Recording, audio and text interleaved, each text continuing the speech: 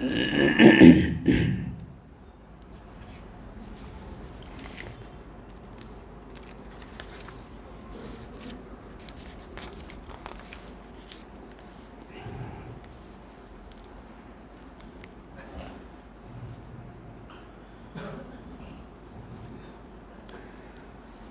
بالله من الشيطان الرجيم.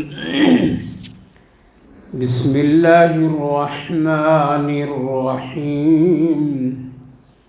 ولقد أريناه آياتنا كلها فكذب وأبى. قال أجئتنا لتخرجنا من أرضنا بسحرك يا موسى فلنأتينك بسحر مثله فاجعل بيننا وبينك موعدا لا نخلفه نحن ولا أنت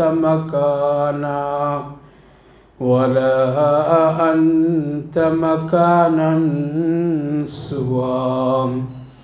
قال موعدكم يوم الزينة وأن يحشر الناس ضحى. فتولى فرعون فجمع كيده ثم أتى. قال لهم موسى ويلكم لا تفتروا على الله كذبا فيسحتكم بعذاب وقد خاب من افترى. فتنازعوا أمرهم بينهم وأسروا النجوى. صدق الله العظيم. وَلَقَدْ أَرَيْنَاهُ آيَاتِنَا كُلَّهَا فَكَذَّبَ وَأَبَى. اور بھی تحقیق کہ ہم نے اس کو بہت ساری نشانیاں دکھایا، پھر اس نے جھٹلایا اور انکار کیا۔ قال اجئتنا لتخرجنا من ارضنا بسحرک یا موسیٰ. فرعون نے کہا کیا تم دونوں آئے ہو ہمارے پاس تاکہ تم ہم کو اس سرزمین سے نکال دو اپنے جادو کے ذریعے سے اے موسیٰ؟ فَلَنَأْتِيَنَّكَ بِسِحْرٍ مِثْلِهِ فَاجْعَلْ بَيْنَنَا وَبَيْنَكَ مَوْعِدًا لَا نُخْلِفُهُ.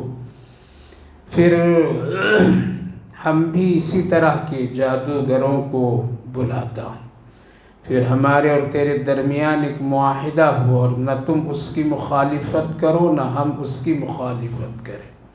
وَلَا أَنْتَ مَكَانًا سُوًى، اور ایک کھلی ہوئی جگہ، کھلا ہوا میدان۔ قَالَ مَوْعِدُكُمْ يَوْمُ الزِّينَةِ وَأَنْ يُحْشَرَ النَّاسُ ضُحًى. حضرت موسیٰ علیہ السلام نے کہا ٹھیک ہے، وعدہ ہے، یہ وعدہ تم ایک عید کے دن مقرر کرو تاکہ لوگ اس دین کے چڑھتے ہوئے وقت پر جمع ہو جائیں۔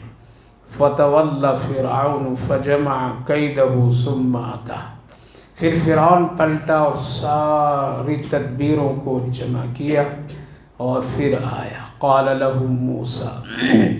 بھائی اور بزرگوں، اللہ کا شکر، اس کا احسان، ہم سب کو اللہ نے نماز سے عشاء کی توفیق دی، اس کے بعد قرآن کریم کی اس بابرکت مجلس میں بھی تھوڑی دیر بیٹھنے کی توفیق عطا فرمائی۔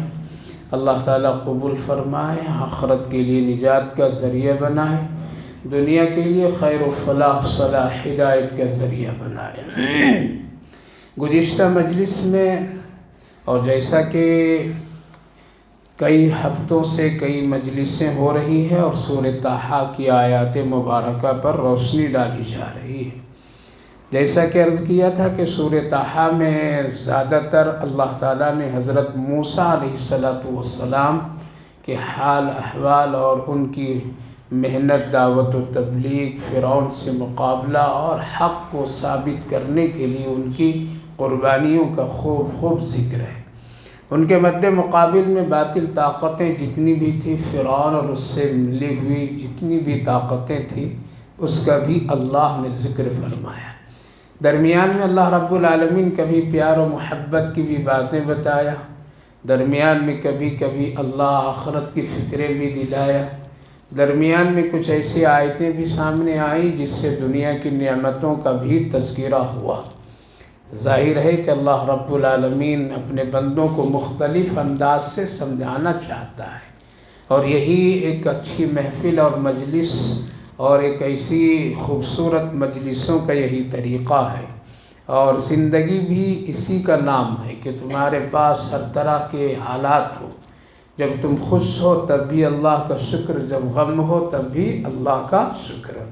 ہم لوگ صرف خوشی اور نعمت میں شکر ادا کرتے ہیں، غم اور تکلیف میں شکر ادا نہیں کرتے، حالانکہ کبھی کبھی تکلیفیں بڑی راحت کی چیز ہوتی ہے، کبھی کبھی تکلیفیں اللہ سے ملانے کے لیے ہوتی، کبھی کبھی تکلیف اور مصیبت آخرت کی فکروں کی طرف لے جانے والی ہوتی ہے، اور اس سے بہت بڑے بڑے مسائل آخرت کے حل ہو جاتے ہیں، بڑے بڑے گناہ چھوٹ جاتے ہیں، اور انسان ان تکلیفوں میں گناہ نہ کرنے کے سلسلے میں توبہ کر لیتا ہے۔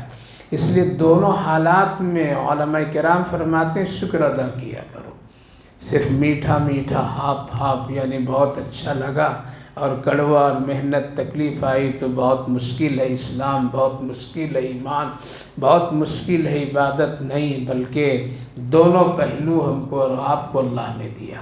اور یہی قرآن کریم کا انداز بھی ہے کہ کبھی قرآن کریم میں واقعات، حالات، نعمتیں، دنیا، آخرت، جنت، جہنم سب بتاتا ہے تاکہ تمہیں ہر ایک چیز کا علم ہو جائے۔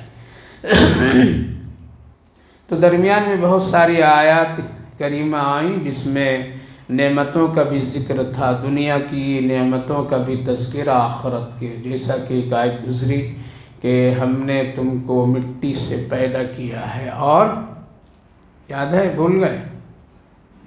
ہم نے تم کو مٹی سے پیدا کیا اور کہاں؟ باغ و بہار، چمن، پارکوں میں لے جائیں گے، اسی مٹی میں لے جائیں، منہا خلقناکم وفیہا نعیدکم، اسی میں لاؤں گا، کہیں اور نہیں لے جاؤں گا، منہا خلقناکم ومنہا نخرجکم، پھر تم کو اسی مٹی سے ہم اٹھائیں گے بھی۔ یہ آخرت کی ایک بہترین اور فکر دلانے والی اور انسان کی دنیا اور اس کے تمام پہلو کی حقیقت کو اللہ بیان فرما رہا ہے۔ اب اس وقت جو آیت کریمہ پڑھا ہوں اسی کڑی کا ایک سلسلہ کہ حضرت موسیٰ علیہ السلام جب دونوں بھائی حضرت ہارون اور حضرت موسیٰ علیہ السلام دونوں فرعون کے پاس پہنچنے کے بعد بات چیت کیے، جیسا اللہ نے گفتگو کرنے کے لیے، بات چیت کرنے کے لیے فرمایا تھا، نرم پہلو اختیار کرنا، سخت کلامی نہیں کرنا، ترشری اختیار نہیں کرنا، منہ نہیں بنانا، اس کی غلطیوں اور کوتاہیوں پر اپنے آپ کو کسی طرح بیزاری کا اظہار نہیں کرنا، نرم زبان، نرم گفتگو سے اس کو دعوت دینا، نرم پہلو اپنے دعوت میں اختیار کرنا۔ دونوں بھائی پہنچے، سنائیں اور بتائیں اور کہا کہ یہ جو کر رہے ہو تم سب غلط ہے، یہ جو تم کمزوروں پر، غریبوں پر جو ظلم کر رہے ہو یہ نہایت ہی غلط ہے، اس لیے ان کمزوروں بے سہاروں کو میرے حوالے کرو، ہم اس پر محنت کریں گے، ان کا حق دیں گے، ان کو اس زمین پر ایک آزادی زندگی ہم ان کے سامنے رکھیں گے۔ فرعون کیا کہا، جواب سنی، وَلَقَدْ أَرَيْنَاهُ آيَاتِنَا كُلَّهَا فَكَذَّبَ وَأَبَىٰ۔ اللہ کا ایک دستور ہے میرے بھائیو بزرگوں، وہ اچانک نہیں پکڑتا ہے، اچانک نہیں پکڑتا ہے، بلکہ کتنا بڑا مجرم ہو، کتنا بڑا نافرمان ہو، کتنا بڑا گنہگار کیوں نہ ہو، کتنا بڑا وہ فتنہ خور کیوں نہ ہو، کتنا بڑا وہ دین کا منکر کیوں نہ ہو، اللہ ایسا نہیں پکڑتا ہے کہ اچانک پکڑ لے، بلکہ اس کو کبھی مسجد کا راستہ بھی دکھاتا ہے، کبھی اس کو قبرستان کا راستہ بھی دکھاتا ہے، کبھی اس کو بازار کی باغ و بہار بھی دکھاتا ہے، کبھی اس کو جنازے کے پیچھے بھی چلاتا ہے۔ کبھی اس کو مکہ اور مدینہ بھی دکھاتا ہے، کبھی اس کو نعمتوں سے بھری خوشی کی زندگی بھی دکھاتا ہے۔ اس کو ہر پہلو سے اس کو سمجھانے کی کوشش اللہ کرتا ہے۔ کبھی بڑوں کی نصیحتوں کے قریب بھی اس کو لا کے بیٹھاتا ہے، کبھی ان کے کان میں اذان اور قرآن کی تلاوت بھی پہنچاتا ہے۔ یہ اللہ کا ایک نظام ہے۔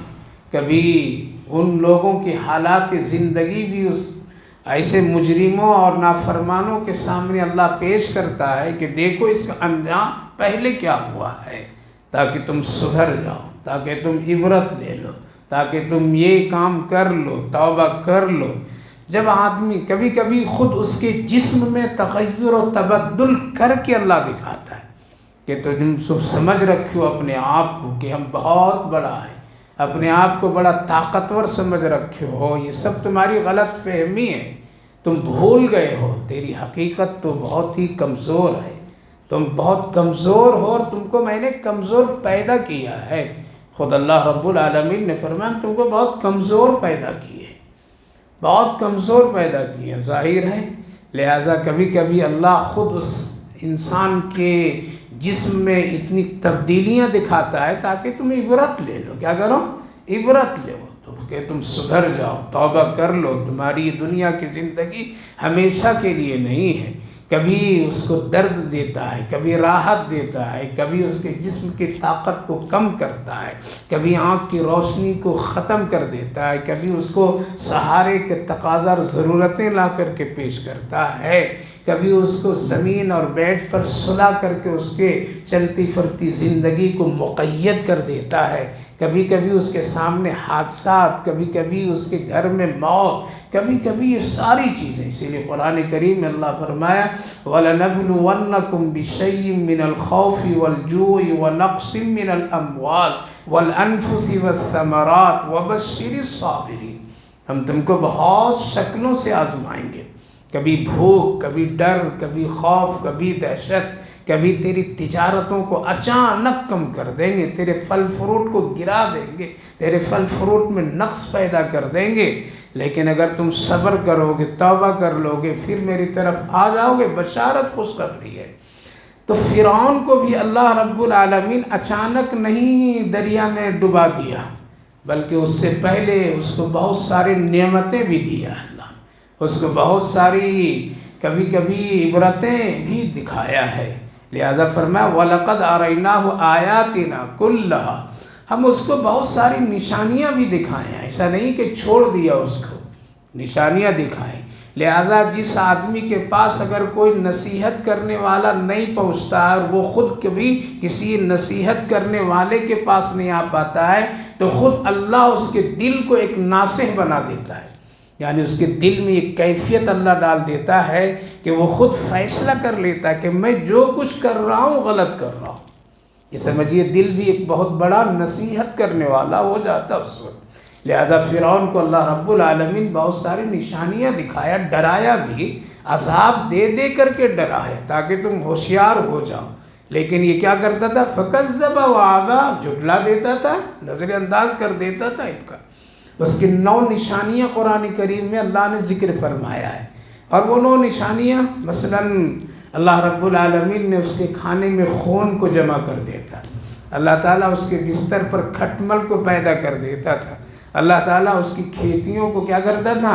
ٹڈی اور اس طرح کی چیزوں کو بھیج کر کے اس کو تباہ برباد کر دیتا تھا، اللہ تعالیٰ اس کے پانی کو پانی کی شکل میں رہنے نہیں دیتا تھا بلکہ خون میں تبدیل کر دیتا تھا۔ لکھا علماء کرام کہ اس کے لیے جب خاص ڈول کنویں میں ڈالا جاتا تھا پانی لینے کے لیے، اور اسی کنویں میں دوسرے لوگ بھی ڈول ڈالتے تھے پانی لینے کے لیے، تو فرعون کے نام سے جو پانی نکالا جاتا تھا اس ڈول میں خون آتا تھا، اور جو دوسرے لوگ نکالتے تھے اس کے ڈول میں پانی آتا تھا۔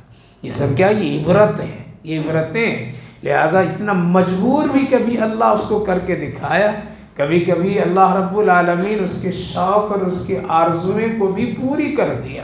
وہ آرزو کیا تھا کہ اللہ کو ماریں گے تو مارنے کی وہ کیفیت دکھایا، اور اللہ اس کو عبرت کے لیے وہ بھی کام کر دیا کہ خون تیروں میں لگا کر کے واپس کرائے خنجروں میں، تاکہ اس کو یقین ہو جائے، گمراہی اور ضلالت میں یہ بڑھ جائے۔ تو جب اس کو نشانیاں دکھائی گئی، ڈرایا گیا، فرعون اتنے ہی منکر بنتا گیا۔ لہذا جب آدمی کو نصیحت کرنے والا نصیحت کرے، جب آدمی دنیا کی حالات کو دیکھ کر کے بھی عبرت نہ لے، نصیحت کرنے والے کی نصیحت کو اپنے اندر داخل نہ کرے، اور پھر اس پر وہ جری ہو اور اس پر وہ مضبوطی سے اور شرارت گناہ کرے، سمجھ لیجئے کہ اب ہدایت اس سے ختم کر دی جا رہی ہے۔ یہ علامتیں ہیں۔ لہذا اللہ فرمایا فَكَذَّبَ وَعَبَى، اور کہنے لگا اے موسیٰ اور ہارون، تم دونوں بھائی مل کر کے میرے پاس آئے ہو اس لیے تاکہ میں کو اس شہر سے، اس آبادی سے، ہمارے اس ملک سے ہم سب کو نکال دو۔ اتنا آسان نہیں ہے کہ ہم نکل جائیں گے، اور تمہارا یہ نکالنا ایک جادو کے ذریعے سے تم کرنا چاہتے ہو۔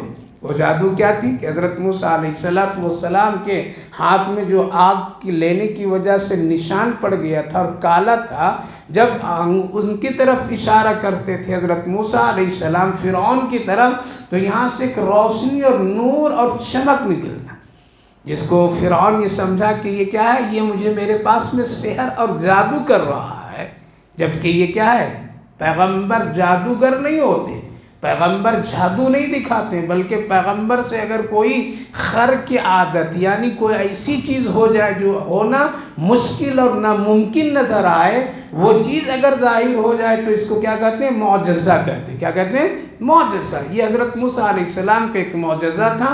فرعون اس کو کیا سمجھ رہا تھا؟ اس کو سحر سمجھ رہا تھا، جادو سمجھ رہا تھا۔ کہا کہ تم اپنی جادوگری کی طاقت سے کیا کرو گے، ہم کو نکال دو گے۔ اے موسیٰ سن، فَلَنَأْتِيَنَّكَ بِسِحْرٍ، اگر تمہارے پاس جادو ہے تو ہم تمہاری جیسے تیرے ٹکر میں اور تیرے مقابلے کے لیے ہم بھی جادوگروں کو بلاتے ہیں، اور پھر ایک مقابلہ ہم کرائیں گے تمہارے بھی اور ان کے بھی۔ اگر اس مقابلے میں گویا کہ تم جیت گئے تو سوچوں گا، اور اگر تم جیت نہیں سکے تو پھر تم باطل، تم خراب، تم یہ تیرا کہنا، تیرا یہ ہونا، یہ سب باطل ہے تیرا۔ حضرت موسیٰ علیہ السلام نے کہا کہ ٹھیک ہے، بلا لیجیے، اور فرعون سختی سے بول رہا ہے، کیا بول رہا ہے کہ جو بات ابھی طے ہمارے اور تمہارے درمیان ہو رہی، اس کی مخالفت تم بھی نہیں کرنا اور ہم بھی نہیں کریں گے۔ فرعون کو یہ ڈر تھا کہ یہ تو دو ہی بھائی ہیں، کہیں یہ لوگ میدان چھوڑ کر کے بھاگ نہ جائیں، اسی لیے بار بار تاکید کیا، آپ مخالفت نہیں کریں گے بلکہ آپ کو آنا پڑے گا مقابلے کے لیے، ہم بھی مخالفت نہیں کرنے۔ وہ جانتا تھا کہ ہمارے پاس تو ایک بڑی تعداد جادوگروں کی ہے، بڑی تعداد ہے۔ حضرت موسیٰ علیہ السلام نے بھی کہا بالکل نہیں کروں گا، ٹھیک ہے بلائیے، دین تاریخ۔ تو فرعون نے کہا تم ہی بتاؤ کون سا دین؟ حضرت موسیٰ علیہ السلام پیغمبر تھے، اپنی فراست کی بنیاد پر کہنے لگے سب سے بہترین دین وہ دین ہوگا جس دن میں لوگ جشن مناتے ہیں، عید مناتے ہیں۔ عید میں ہر ایک آدمی کیا ہوتا ہے، آسانی سے میدان کی طرف آ جاتا ہے، سج دھج کر کے آ جاتا ہے، خوشی خوشی آتا ہے، بلانے کی بھی ضرورت نہیں، بچے آئیں گے، بڑے آئیں گے، چھوٹے آئیں گے، سب آئیں گے۔ اس لیے اگر دین مقرر کرنا ہے تو کون سا دین ہونا چاہیے؟ عید کا دین ہونا چاہیے، میلے والا دین ہونا چاہیے، جس دن لوگ جشن مناتے ہیں، خوشی سے میلے میں آتے ہیں، وہ دن رکھیے تاکہ چھوٹے بڑے امیر غریب ہر کس و ناکس کیا کرے، ہمارے تیرے مقابلے کو خوب کھلی ہوئی آنکھ سے دیکھ لے۔ لہذا اعلان ہوا، پورے ملک میں اس بات کو پھیلائی گئی، پورے ملک میں اس کا چرچا ہوا، اور پورے ملک کے لوگ کہا کہ بالکل ضرور جائیں گے۔ اس لیے فرعون کی دعوت ہے، بلاوا ہے، اور اس کے مقابلے میں دو آدمی ہیں اور ایک موسیٰ ہے، دیکھیں گے کیا ہوتا ہے۔ اس دور میں جس طرح سے آج کے دور میں کچھ کھیل کھیلنے کی چیزیں بڑی شہرت رکھتی ہے نا، کون سا کھیل؟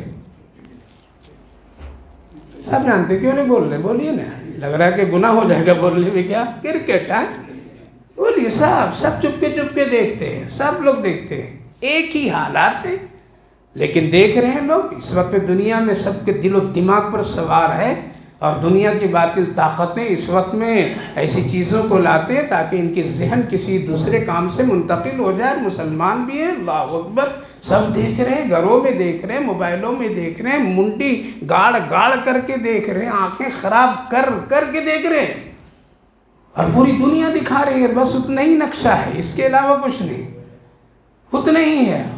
آج بھی اتنا بنایا، وہی گیند مارا، وہی کھلاڑی ہے. کبھی نام دے دیا، نام صرف بدل رہے. کیا بدل رہے؟ نام بدل رہے. وہ کیا نام ہے اتنا مجھے نے آج تک کے الحمدللہ اس سے قریب اور اس سے دلچسپی رکھا ہی نہیں. نام ہے، بدل رہے ہیں. یہ ہے وہ فلاں. آج میں جمعہ سے فارغ ہو کر کے اسی اسٹیڈیم کی طرف سے آ رہا تھا، وہی راستہ ہے، تو دیکھا کہ آج بھی لوگ کاؤنٹر میں نمبر لگے ہوئے ہیں اور ٹکٹ خریدنے. تو میں نے پوچھا اپنے آدمی سے، بھائی ابھی تو ایک کھیل ختم ہوئی تھی جو اس کا بڑا شور ہنگامہ تھا، تو 2 دن کے بعد پھر یہ. تو ایسا ہے کہ ایک زمانے میں کسی چیز کا چلن ہو جاتا تو لوگ اس کو اپنی زندگی کا حصہ بنا لیتے ہیں.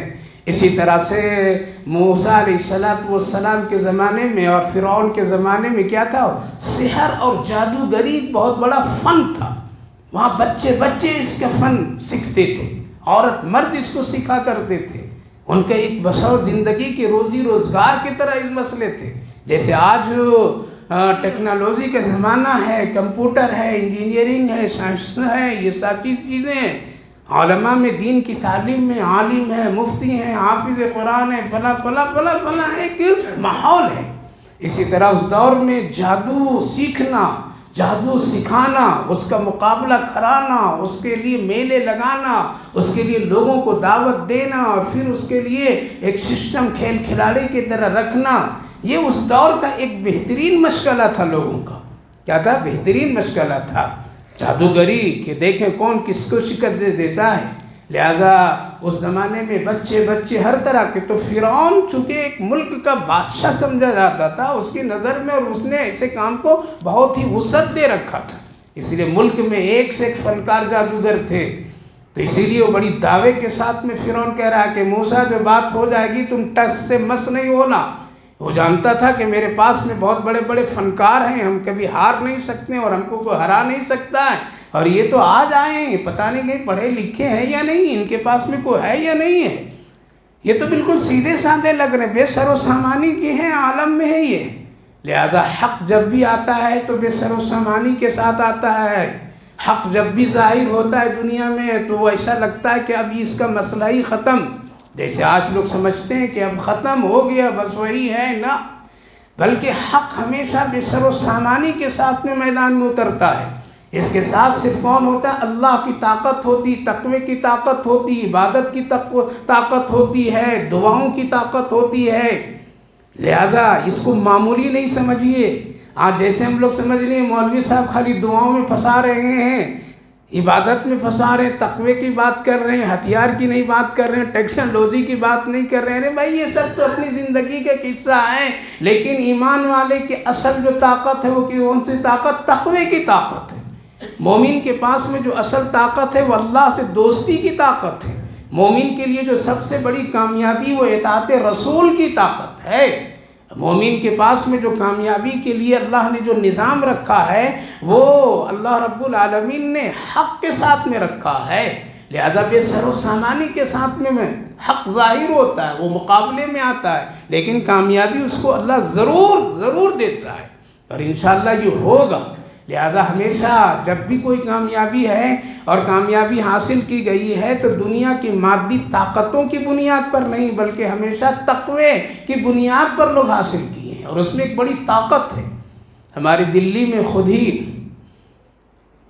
جب یہ بے دینی کا کام شروع ہو گیا تھا، 850 سال تک کے دین اسلام کے ایک بہت ہی خوبصورت فضا ہندوستان میں چل رہا تھا. اچھے متقی پرہیزگار لوگ یہاں پر میں حکومتیں کری.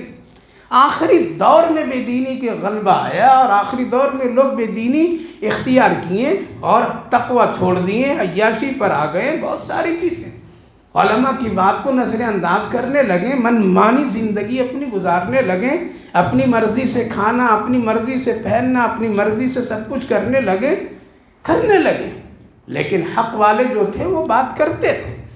لہٰذا ملا جیون ایک تھے، حضرت ملا جیون رحمہم اللہ، جو دلی جامع مسجد میں کیا کرتے تھے، وہ جمعہ کا خطبہ اور بیان دیا کرتے تھے، کبھی نماز بھی پڑھاتے تھے۔ یہ استاد تھے حضرت عالمگیر اورنگزیب علیہ الرحمہ کے، جو 51 سال اس ملک میں اسلامی حکومت قائم کی اور چلائے، ان کے استاد تھے یہ۔ حضرت ملا جیون بڑے حق بولتے تھے، سنت اور شریعت کے مطابق بولتے تھے۔ اس دور میں جو بادشاہ تھا وہ شاہجہاں تھے۔ کون تھے؟ یہ حضرت اورنگزیب کے والد تھے۔ اپنی مرضی کے کام اب کرنا شروع کر دیے تھے، اسی لیے باپ بیٹے میں اختلاف۔ حضرت اورنگزیب علیہ الرحمہ شریعت کے مطابق حکومت کرو، یہ کہتے تھے کہ نہیں ہم اپنی مرضی پر چلیں گے، اسی لیے تو اختلافات ہوئے تھے۔ خیر، یہ اپنی مرضی سے شوق پورا کرنے لگے، جیسے آج ہم لوگ اپنی مرضی سے شوق پورا کر رہے ہیں۔ مرضی آ گیا پہنتے ہیں، مرضی آ گیا کپڑا اتار دیتے ہیں، مرضی آ گیا سر پر ٹوپی رکھ لیتے ہیں، مرضی ہے تو ہم لوگ ذرا مسلمان ظاہر کر دیتے ہیں، مرضی ہے تو پھر ہم اپنے ننگا پن کر لیتے ہیں۔ اپنی مرضی سے ہم لوگ دین پر چل رہے ہیں۔ قسم خدا کی، اللہ اور اللہ کے رسول کی مرضی پر آج مسلمان 90% نہیں چل رہے ہیں۔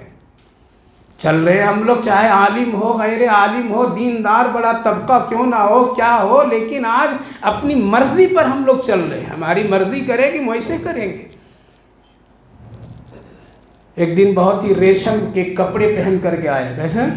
مردوں کے لیے 2 چیز حرام، کیا ہے؟ سونا اور ریشم۔ ریشم کا کپڑا جو بشرعی جو بھی ہو سب حرام ہے مردوں کے لیے، سونا حرام ہے۔ یہ 2 چیزیں اللہ نے یہاں مردوں کے لیے حرام کیا ہے۔ آج شوق سے اس کو لوگ رہ رہے ہیں، شادی وہیں سے شروع ہوتی ہے، انگوٹھی پہنانے جا رہے ہیں، حرام کرانے جا رہے ہیں، انگوٹھی ڈالنے کے لیے جا رہے ہیں، آگ ڈالنے کے لیے جا رہے ہیں، سب کر رہے ہیں۔ کیا بے نمازی لوگ ہیں یہ؟ نہیں جانتے ہیں؟ بڑے بڑے سب لوگ جانتے ہیں کہ مردوں کے لیے سونا حرام ہے، لیکن کہاں سے ہمارے نکاح کا آغاز؟ انگوٹھی ڈالنے جا رہے ہیں۔ ریشم کے کپڑے شادیوں میں آج کل استعمال ہو رہے ہیں، مرد بھی پہن رہا، دولہا بھی پہن رہا، دلہن بھی پہن رہے ہیں۔ لہذا شاہجہاں بالکل بن سور کر کے ریشم کے کپڑے پہن کر کے جمعہ کی نماز میں خاص جگہ جہاں تھی وہاں پہ بیٹھا۔ ایک غریب آدمی اٹھ کر کے کھڑا ہوا، کہا کہ حضرت ملا جیون علیہ الرحمہ بتائیے مردوں کے لیے ریشم کا کپڑا پہننا حلال ہے یا حرام ہے؟ کیسی جگہ پر میں پھنسا ہے ان کو۔ اب 2 چیزیں ہیں، ایک طرف زمین کا بادشاہ، ایک طرف عرش کا بادشاہ۔ آج جتنے مشکلات میں ہم لوگ زندگی گزارتے ہیں نہ شاید کوئی گزارتا ہو۔ یہ ممبر یا یہ کرسیاں کوئی آسان نہیں ہے بیٹھ کر کے بولنا، یہاں تو اب سب کے چہرے دیکھنے پڑتے ہیں کہ یہ حق قبول کریں گے یا نہیں کریں گے، یہ کتنا برداشت کریں گے قرآن کی بات کو، کتنا برداشت کریں گے رسول اللہ کی سنت کو، یہ قوم کتنی برداشت کرے گی۔ اس لیے ہم لوگ یہاں بہت ہی علماء بہت ہی یہ ہو کر کے بیٹھتے ہیں، وہ ادھر اگر کر دو تو منہ لٹکا دیں گے، ادھر کر دو تو رب ناراض ہو جائے گا۔ یہ کوئی معمولی چیز نہیں ہے، معمولی جگہ نہیں ہے۔ لوگ تو کہتے ہیں مولوی کیا ہے، 10 منٹ میں آتا ہے، وہ پرانی آیتیں پڑھ کر کے نماز ختم کر کے چلا جاتا ہے، لیکن بہت مشکل ہے۔ اب حضرت ملا جیون دیکھ لی، وہ بادشاہ ہے، اب اس کو کیا کریں گے؟ کہا کہ رکو ابھی تیرے جواب دیتا ہوں۔ سیدھے گھر گئے اپنے کمرہ، بیوی بچے وہیں پہ تھے۔ کہا کہ یہ دیکھو کفن خرید کر کے بازار سے لے آنا، کفن خرید کر کے لے آنا، اور میرا اگر کچھ ہو گیا تو ایسا ایسا ہے، اس لیے کفن وفن کا انتظام رکھو۔ جانتا تھا کہ یہ بادشاہ کے خلاف بولا تو فوراً یہ قتل کا حکم دیں گے، پہلے کے لوگوں کا یہ مزاج، اور وصیت کر دی یہ فلاں فلاں فلاں فلاں چیزیں ہیں، یہ سب کر لینا، ٹھیک ہے، میرے نماز جنازہ فلاں پڑھائیں گے، یہ کریں گے، وہ سب وصیت کر کے فوراً 10 منٹ میں آ گئے، پھر کھڑے ہوئے۔ کہا کہ سنو میرے جواب، جس نے پوچھا ہے کہ ریشم کا کپڑا پہننا حلال ہے یا حرام ہے، کہا کہ حرام ہے۔ کیا ہے؟ حرام ہے۔ پوچھنے والا نے پوچھا بادشاہ پہنے تو، کہا کہ بادشاہ یہ کوئی بھی، وہ بھی حرام ہے۔ اللہ کیا طاقت تھی ان لوگوں کی! آج کہاں ہیں بولنے والے اسے؟ آج کہاں اسے سننے والے لوگ؟ حضرت ملا جیون علیہ الرحمہ سخت بول دی. بادشاہ تو تل ملا گیا, اندر اندر پھونک گیا, کیا ہو گیا یار, ٹھیک ہے یہ تیرا بھی وقت ہے, بول لے, میرا بھی وقت آتا ہے, یہی تو کرتے ہیں ہم لوگ. بول تو کتنا بولتا ہے, فیصلہ تو ہم کریں گے تجھے. یاد رکھو کسی عالم کے ساتھ ایسا ہی حرکت نہیں کرنا, کبھی بھی نہیں کرنا, کبھی بھی نہیں کرنا.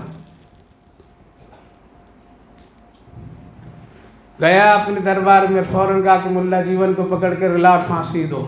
کیا کرو, مجھے برسر عام مسجد میں رسوا کر دیے. بتا رہا ہوں حق اور باطل, کیا حق کے پاس میں کچھ بھی نہیں ہوتا ہے, باطل کے پاس سب کچھ ہوتا ہے.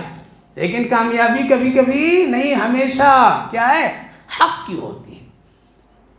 حضرت اورنگزیب جو شاگرد تھے پریشان ہوئے, یہ کیا کر دیا میرے باپ, بھاگے بھاگے گئے اور کہا کہ حضرت ذرا وہ مسئلہ ذرا تھوڑی دیر کے لیے ذرا سے اس میں ہلکا پن کر دیجئے, تھوڑی دیر کے لیے ذرا کچھ کہہ دیجئے, میرے باپ نے ایسا ایسا کہہ دیا ہے. اور وہ قاصدوں جلادوں کو بلا لیے ہیں. کہ اچھا ٹھیک ہے بھائی, لا ذرا سے وضو کا پانی لاؤ, میرا لوٹا بدنا لا, مصلی لا, مسواک کہاں, ذرا وضو کر لو اور مصلی ڈالو, جاؤ بھیجو, میں 2 رکعت نماز پڑھتا ہوں. سنو 2 رکعت پڑھوں گا, ہاتھ اٹھاؤں گا, یہ پورا دلی غرق ہو جائے گا, یہ بھی غرق ہو جائے گا.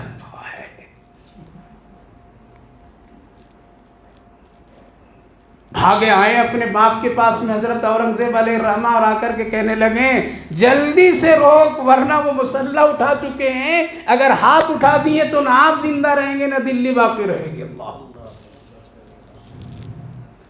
تھے اس دور کے پکے سچے تھے, علماء تھے, متقی تھے, پرہیزگار تھے, حلال حرام کو جانتے تھے, تب تھے ویسی باتیں نکلتی تھی, ویسے اعمال ہوتے تھے. فوراً وہ بھاگے بھاگے آیا اور قدموں پر گرا کے معاف کر دیجئے, میری سے غلطی ہو گئی. میں یہ عرض کر رہا ہے, ادھر دیکھیے حق, ادھر دیکھیے باطل کی طاقت ہے. اس کے پاس فوج ہے, جلاد ہے, حکم ہے, قلم کی طاقت ہے, سب کچھ ہے. ادھر کچھ بھی نہیں ہے تو کیا ہے, مسواک ہے تو کیا ہے, ایک لوٹا ہے وضو کرنے کا ہے تو کیا ہے, ایک مسلح ہے. لیکن کھڑا ہو رہا کہہ رہا ہے صرف ہاتھ اٹھانے کی دیر ہے. اورنگزیب جا کے اپنے باپ کو کہہ دو یہ سلامت سے نہیں رہے گا.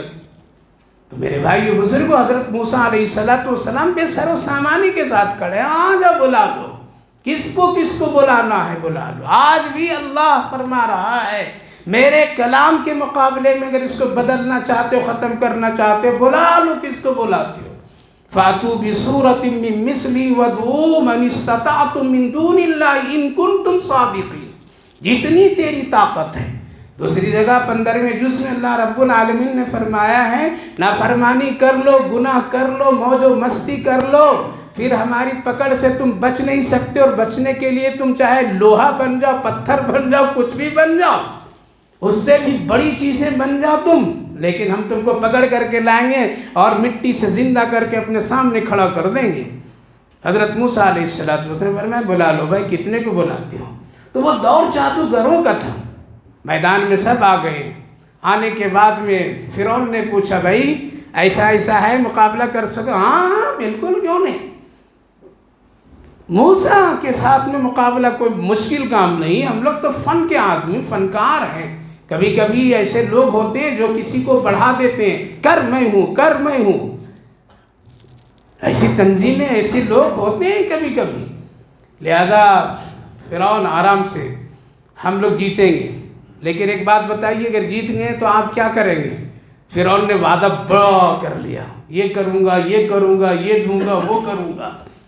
لہذا بہت جس طرح سے نمرود نے آگ کو تیار کیا تھا, اسی طرح سے فرعون نے میدان میں اسی طرح انتظام کیا. کہاں کون بیٹھے گا, کہاں سے کون دیکھے گا, کہاں سے کیا کرے گا, کس طرح سے لوگ دیکھیں گے. اپنے لیے بھی ایک بڑی اونچی چیز بنایا اور وہاں سے بیٹھ کر کے سارے نقش منظر کو دیکھنا چاہ رہا تھا. میدان میں اتر گئے. کتنے لوگ اترے؟ بعض محدثین علماء کرام فرماتے ہیں جو فنکار لوگ تھے, بڑے ماہر تھے, وہ 72 لوگ تھے. کتنے؟ 72. پھر ان کے چیلے وغیرہ جو تھے وہ سب ملا کر کے 400 بنے. کتنے؟ جو میدان میں مقابلے کے لیے, ایک موسیٰ کے لیے 400. گویا کہ ان میں سے فنکار جو جادوگر لوگ تھے, اصل میں وہ اتنے لوگ آئے. بعض علماء کرام فرماتے ہیں کہ اس وقت میں ملک میں 9 لاکھ لوگ اس فن کے ماہر تھے. کتنے؟ ان سب کو فرعون نے بلا لیا تھا، آؤ آج اگر تم فیل ہو گئے تو اس کو لاؤں گا میدان میں، اس کو اتاروں گا، اس کو اتاروں گا. سوچئے آج ہی یہ سب کھیل نہیں ہو رہا ہے. حالات زمانے کے اعتبار سے صرف نقشہ بدلتا ہے، لیکن حق حق ہے، باطل باطل ہے. وہی خدا، وہی میرا رب آج بھی ہے جو کل تھا موسیٰ کو جیت دلانے کے لیے. آگے اتر گئے میدان میں، سب ایک دم بالکل شان و شوکت کے ساتھ، بالکل اپنے فن کے ساتھ. حضرت موسیٰ علیہ السلام سیدھے سادے ہیں، بالکل ایک درویش صفت. اور یہ کام ہمیشہ ہوا ہے، ہمیشہ مقابلہ میں لوگ آئیں ایمان کو تول کر کے دیکھیں. خود ہم سب کے آقا نبی اکرم صلی اللہ علیہ وسلم سے بھی ایسا ہی ہوا ایک مرتبہ، اور لوگوں نے میدان میں مقابلے میں لائے. رکانہ نامی ایک بہت بڑا بہادر تھا، پہلوان تھا، جو یہی کام کرتا تھا. اس نے کہا تھا حضرت عمر رضی اللہ عنہ سے، عمر ہم ایمان لے آئیں گے لیکن ایک مرتبہ تم اپنے نبی محمد صلی اللہ علیہ وسلم سے کشتی کرا دو. اور یہ کشتی کوئی بند کمرے میں نہیں، مسجد میں نہیں، یہاں نہیں، بلکہ کھلے ہوئے میدان میں، تاکہ سارے عرب کے لوگ دیکھیں. آ کر کے اللہ کے رسول سے سنایا تو کہا کہ کر لو. کیا ہے؟ کر لو. آپ صلی اللہ علیہ وسلم نے فرمایا جاؤ کہہ دو. کہاں لائے گا، کہاں مقابلہ کرنا چاہتا مجھ سے؟ حضرت عمر رضی اللہ عنہ جا کے کہا رکانہ تیار ہو جا، میرے آقا محمد رسول اللہ صلی اللہ علیہ وسلم تیار ہو گئے. کون سی جگہ، کون سا دین؟ خود اس نے طے کیا، جگہ بھی طے کیا، دن بھی طے کیا، اعلان ہوا، اور پورے عرب کے لوگ گویا کہ آ کر کے دیکھنے کے لیے آئے. آج رکانہ جو فنکار ہے پورے جزیرۃ العرب کہہ لیجیے، عرب میں مشہور ہے، مکہ مدینہ اطراف سب جگہ ان کے نام سے پہلوان ڈرتے تھے. سوچئے کتنے شہرت رکھنے والا آدمی سے مقابلہ کس کا ہے؟ پیارے آقا محمد رسول اللہ صلی اللہ علیہ وسلم. دن جو قریب آ رہا ہے، فکر مند ہو گئے حضرت ابو بکر صدیق رضی اللہ عنہ. میرے نبی تو کبھی پہلوانی نہیں کی ہے، میرے نبی نے کبھی یہ فن کو سیکھا بھی نہیں، ہم لوگوں کو بھی نہیں کبھی سکھایا ہے. یا اللہ روز پریشان ہو رہے ہیں اور روز آ کر کے پوچھتے ہیں یا رسول اللہ آپ جائیں گے؟ اللہ کے رسول کیا اس سے مقابلہ کریں گے؟ اللہ کے رسول وہ تو ایسا ہے، منع نہیں کر پا رہے لیکن وہ خبر بتا رہے. دل کی بے قراری ہے کہ کہیں میرے نبی کے شان میں کوئی گستاخی نہ ہو جائے. اللہ کے رسول وہ ایسا ہے، وہ ایسا ہے، آپ تو کبھی ایسا نہیں کیے. جب دین وہ قریب آ گیا اور آپ نکل پڑے، حضرت ابو بکر اب پریشان ہو گیا، یا رسول اللہ مت جائیے، آج کہہ رہے ہیں اس لیے مجھے خطرہ ہے کہ کہیں آپ کو بھرے مجمع میں کھلے عام میں اگر کہیں آپ کی شان میں کوئی گستاخی کر دیا تو ابو بکر سے رہا نہیں جائے گا. اس لیے وہ عاشق رسول تھے، ہمارے اور آپ کی طرح نہیں. روزانہ مصافحہ بہت اچھے سے کریں گے، بہت اچھے سے کریں گے، ایسے کریں گے، اللہ اکبر. اور جب کبھی پریشانی آ جائے گی اور کوئی کہہ دیا ہے مولوی صاحب تو میں اس مسجد سے چھوڑو، اللہ تیرے لیے 70 دروازے کھولیں گے، یہ کہہ کر کے تسلی دے دیتے ہیں لوگ. جاؤ امام صاحب وہ تو ایسے ہیں، آپ کے لیے اللہ دروازے سے ہاں کھولے گا، وہ رب مہربان. اپنے قرآن پڑھنے والوں کو محتاج نہیں بناتا ہے، وہ کھول دیتا ہے. اللہ کے رسول نے فرمایا ابو بکر میں نے تو وعدہ کر لیا، اور وعدے کے خلاف اگر کروں گا تو پوری دنیا کہتی رہے گی محمد وعدے کے خلاف. پھر چلو چلے میدان میں بے سر و سامانی کے ساتھ میں، کچھ بھی نہیں ہے. میدان میں آئے، رکانہ بھی اپنی تمام فن کے ساتھ آیا، یونیفارم کے ساتھ آیا، لباس کے ساتھ آیا، اپنے وضاقت حیت و کیفیت کے ساتھ آیا، اکڑ مکڑ کر کے چل کر کے آیا، ظاہری روب دکھایا. میدان میں نبی سیدھے سادے کھڑے ہیں، رکانہ آتا ہے، پکڑ دکڑ کی کیفیت چلتی ہے. نبی تو کچھ پکڑے اکڑے نہیں، لیکن ہلکے سے جھٹکے میں نیچے گر گیا. کہا کہ ابھی تم سنبھلے نہیں تھے محمد صلی اللہ علیہ وسلم، آپ پہلے وقت سے پہلے گرا دیے. جب تک میں ہاں نہیں بولوں 3 مرتبہ اس سے پہلے آپ کچھ بھی نہیں کیجیے گا. نبی پاک علیہ السلام نے دوسری مرتبہ کہا رکانہ میں یہی ہوں، میں آپ کو نہیں کچھ کہہ رہا ہوں، کر لو پھر مقابلہ. دوسری مرتبہ پھر مقابلے میں کھڑے ہوئے اور آپ صلی اللہ علیہ وسلم فرمائیں کہ بالکل جب ہوگی بات پوری ہاں تب ابھی آپ نے کچھ نہیں پکڑ دھکڑ کر کے کہ وہ مار کاٹ ایسا ویسا کچھ کیا ہو، بلکہ ہلکے سے جھٹکے میں نیچے دھڑام سے گرا. کہا کہ ابھی بھی سنبھل نہیں پایا تھا، آپ نے پہلے گرا دیا مجھے۔ باطل ایسے ہی کرتا ہے۔ تیسری مرتبہ کہا کہ آؤ پھر بھی تو ہوں، ہائے ہائے، نام بدل کر کے مرغ مسلم کھانے والے لوگ، 2 رکعت نماز نہیں ہم لوگوں سے ٹھیک سے پڑھا جاتا ہے۔ نبی نے کتنی بڑی قربانیاں دے کر کے چلے گئے۔ نبی کی یہ شان نہیں کہ وہ کسی پہلوان کے ساتھ مقابلہ کرتے۔ آج ہم لوگ اپنے گھر والوں کو کہہ دیتے ہیں حضرت بہت سمجھا رہا ہوں بیوی کو نماز پڑھنے کے لیے نہیں پڑھتی، تو میں کیا کروں؟ واہ، اتنے آسانی سے نکل جائیں گے، اتنے آسانی سے اللہ کے یہاں بچ جائیں گے۔ حضرت روز کہہ رہا ہوں بیٹے کو نماز پڑھنے کے نہیں پڑھتا تو میں کیا کروں؟ اتنے آسانی سے نہیں نکل سکتے ہیں۔ ذمہ داری ہے، جب کھلا رہے ہیں، پلا رہے ہیں، رکھ رہے ہیں تو نمازی اور مسلمان ایمان بنانے کا آپ پر ذمہ داری ہے۔ آپ بچ نہیں سکتے، ہم بچ نہیں سکتے ہیں، لیکن اللہ کے رسول کی قربانیاں دیکھیے، بڑے عام مجمع میں ہے۔ تاکہ آپ تیسری مرتبہ پھر اللہ کے رسول نے بار بار پوچھا، لوگ سنیں۔ اللہ کے رسول پھر اسی طرح سے ہلکے سے جھٹکے میں نیچے گرا وہ دھڑام سے، اور کہنے لگا اٹھ کر کے، اے دیکھنے والے لوگ، محمد نہیں گرا رہا ہے، محمد کا خدا مجھے گرا رہا ہے۔ اور کلمہ بھرے عام پڑا، کوئی قصہ فرضی نہیں سنا رہا ہوں کہ آپ کے ٹائم میں پاس کر دوں ایسے۔ ہوش میں آئیے، کہاں ہیں ہم لوگ، کیا کر رہے ہم لوگ، کس قدر بٹ گئے ہم لوگ، کس قدر ٹوٹ گئے ہم لوگ، کس قدر کٹ گئے ہم لوگ دین سے، اپنوں سے، کس قدر ہم لوگ روٹھے ہوئے ہیں۔ قسم خدا کی اس دنیا میں انسان کو نہیں پوچھ رہا ہے، کل میدان محشر میں کون پوچھے گا؟ تو حضرت موسیٰ علیہ السلام بے سر و سامانی کے ساتھ اور فنکار لوگ اتر گئے، آ کر کے کہنے لگے، اے موسیٰ آپ پہلے جادوگری دکھائیں گے یا میں دکھاؤں گا؟ حضرت موسیٰ علیہ السلام بولے، بھائی آپ لوگ فن کے آدمی ہو، آپ ہی لوگ دکھاؤ، کیا کرو، پہلے آپ لوگ دکھاؤ، قرآن کہہ رہا ہے پہلے آپ لوگ دکھائیے، ہم تو چھوٹے موٹے آدمی دکھائیں گے۔ فرعون اوپر سے دیکھ رہا ہے، اس پورے فیلڈ میں فرعون ایک طرف باطل کو جتانا چاہتا ہے، باطل کے ساتھ ہے، فرعون کی بیوی آسیہ موسیٰ علیہ السلام کے ساتھ ہے،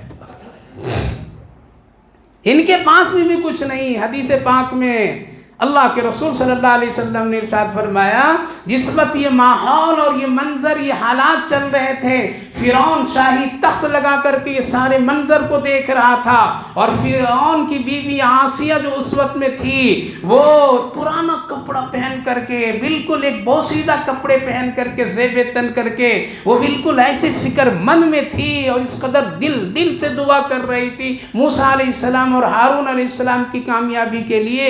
بظاہر فرعون سمجھ رہا تھا، بظاہر دوسرے لوگ سمجھ رہے تھے کہ اپنے شوہر کو جتانے کے لیے اس وقت اس غم میں پڑی ہوئی ہے، لیکن حقیقت میں وہ موسیٰ علیہ السلام کو جتانے کے لیے دعا کر رہی تھی۔ حق والے کہاں کہاں چھپے ہیں ہم کو اور آپ کو پتہ نہیں، ہم تو صرف ویڈیو دیکھ کر کے اندازہ کرتے ہیں۔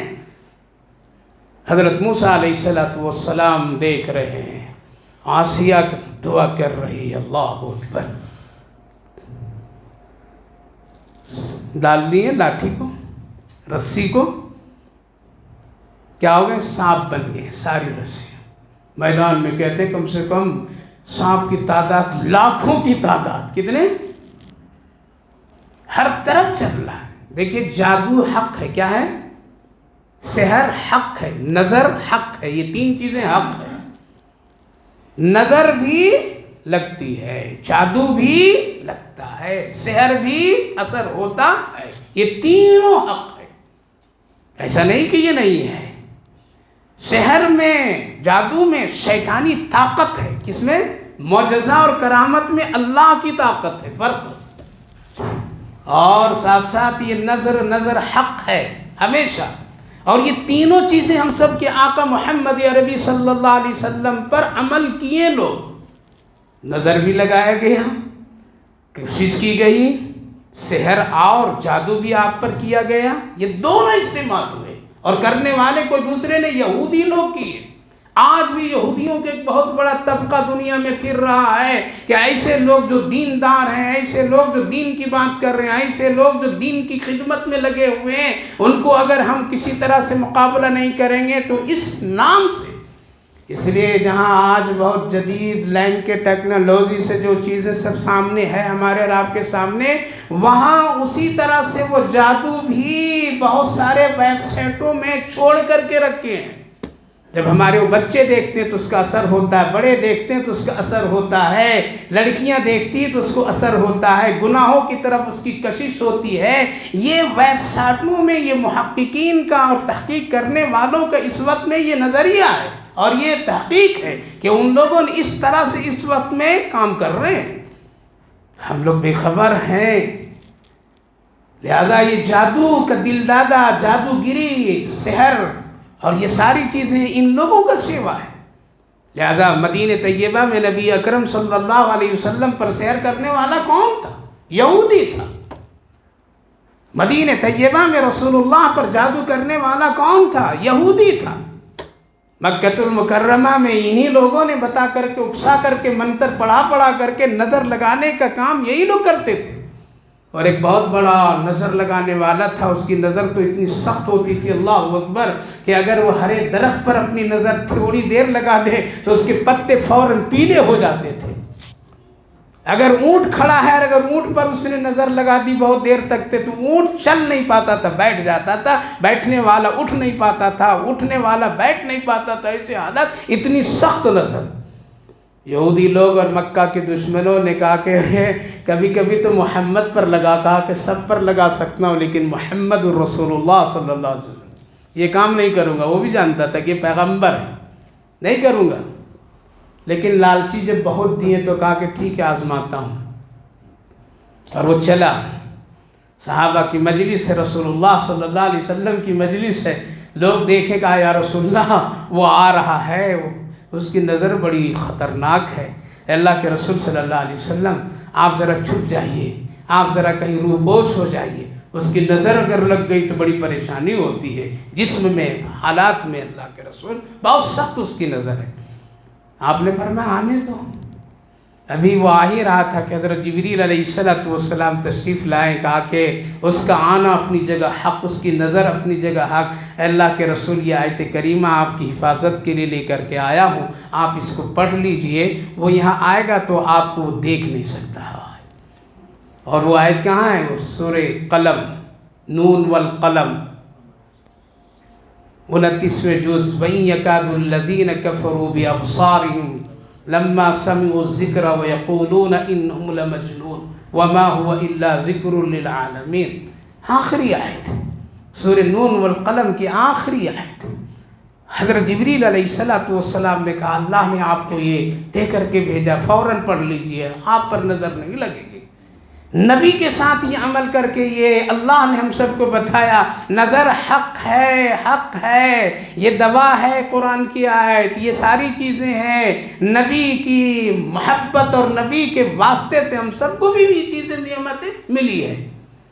لہذا اپنے بچوں کو اور اپنے اوپر اس آیت کریمہ کو پڑھنا چاہیے۔ خیر، تو نظر ہے، جادو بھی حق ہے۔ حضرت موسیٰ علیہ السلام بالکل کھڑے ہیں اور پورے میدان میں کیا ہے؟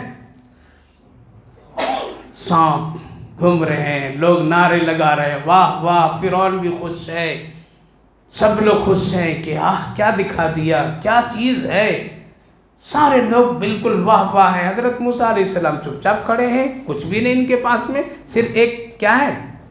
عصا ہے، وہ عصا جس کا تذکرہ پہلے کر چکا ہوں، وہ عصا ہے، ٹیک لگا کر کے کھڑے ہیں، سارے تماشا دیکھ رہے ہیں، کچھ بھی نہیں ہو رہا، لوگ بالکل اپنے جشن اور خوشیاں نعرے میں لگے ہوئے ہیں، فرعون بھی واہ واہ ہے، وارے میرے جادوگروں نے کیا کمال کر دیا ہے، اب یہ کیا کر سکتا ہے جس کے پاس میں کچھ بھی نہیں ہے، تو لوگ باطل کہتے ہیں، جس کے پاس کچھ نہیں یہ کیا کرے گا۔ حضرت موسیٰ علیہ السلام میدان میں کھڑے ہیں، اللہ اکبر، آپ کی طرف سے گویا کہ علماء کرام فرماتے ہیں چند لوگ تھے، کتنے تھے؟ چند گنے چنے تھے، اور جن کا تذکرہ جو صحیح آتا ہے وہ آپ تھے، موسیٰ علیہ السلام، آپ کے بھائی حضرت ہارون علیہ السلام، آپ کے خاندان کے چند گنے چنے مرد عورت تھے، اور ایک جڑا سب سے بڑا مخلص جو باطل کی طاقت سے اور گھر گھرانے سے نکل کر کے جو تھی وہ کون تھی؟ آسیہ تھی، جو ایک مخلص بن کر کے ان کے حق میں دعا کر رہی تھی۔ دعا کرو فلسطینیوں کے لیے، دعا کیجئے ان مظلوموں کے لیے، دعا کیجئے ان کے لیے، روزہ رکھ کر کے، تہجد پڑھ کر کے دعا کرو، حق ہے۔ اگر اتنا بھی نہیں کریں گے تو کل قیامت کے دن اپنے آپ کو اللہ کے حوالے سزا کے لیے تیار۔ اللہ پوچھے گا اتنا بھی تم نہیں کر سکا، ان کے حق میں دعائیں نہیں کر سکا، ان کے حق میں مجھ سے مدد نہیں مانگ سکا۔ دعا کر رہی ہے کون؟ آسیہ۔ حضرت موسیٰ علیہ السلام کچھ نہیں کر رہے ہیں، دیکھ رہے ہیں کیوں؟ پیغمبر جب تک کہ اللہ کا حکم نہیں آئے گا وہ کچھ بھی نہیں کرے گا۔ انشاءاللہ اگلی تفسیر میں بتاؤں گا اس کے بعد حضرت موسیٰ علیہ السلام کیا کیے اور یہ زندہ رسیوں کے ساتھ کیا ہوا اور سحر میں کیا طاقت ہے اور پیغمبر کے ہاتھ سے معجزے میں کیا طاقت ہے۔ پھر انشاءاللہ اس واقعے کو پورا کروں گا کہ کس طرح سے حضرت موسیٰ علیہ السلام کی جیت ہوتی ہے اور پھر وہ لوگ جو لوگ تقریباً تعداد جن کی 500 کی تعداد بہترین اور ماہر جادو فنکار لوگ اور اس سے بھی بڑی تعداد سننے والوں کے لاکھوں لوگ جو پھر حضرت موسیٰ علیہ السلام کی تائید کی، اور یہ جادوگر لوگ جو ایمان اور اسلام فوراً قبول کیے ہیں، اور پھر دل میں آسیہ بھی اسی وقت اعلان کر دیتی ہے کہ ہم بھی آج ایمان لا رہی ہوں کس پر؟ موسیٰ کے رب پر اور موسیٰ علیہ السلام پر۔ پھر فرعون کیا کرتا ہے؟ انشاءاللہ ان ساری چیزوں کی تفصیلات اگلی آیت میں آئے گی۔ اللہ ہم سب کو سننے اور عمل کی توفیق نصیب فرمائے۔ آئیے، آئیں گے یا کوئی ولیمے کی دعوت ہے کیا؟ آئیے، اکیلے آئیں گے؟ ولیمے میں اکیلے جاتے ہیں؟ نہیں جی ہمارا تو ہم کو نہیں پوچھا ہے۔ ارے تم کو نہیں پوچھا، ہم کو تو پوچھا ہے۔